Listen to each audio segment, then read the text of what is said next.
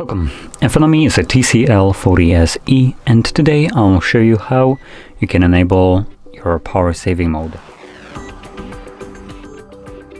So to get started, pull down your notification tray by just swiping down on your home screen, and then swipe down once again to extend the list of toggles.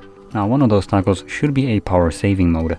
If it's not on the first page, it will be on the second one. As you can see, it is for me right over here. So once you see this toggle, you can simply tap on it, give you this pop-up battery saver is on.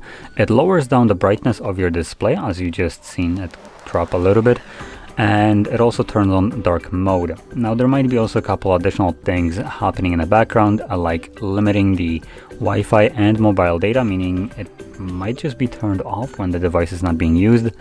So just kind of give you a little bit of a tip, if you experience that you're not getting any kind of updates, notifications from applications that require internet connection, so email fetching, any kind of Facebook messengers or Instagrams or WhatsApp, whatever, you're just not receiving any kind of messages from them, or maybe you are when you interact with the device, then default will usually be obviously with the power saving mode.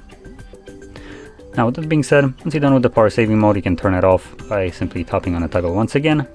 And once you do, everything will go back to functioning as it did before.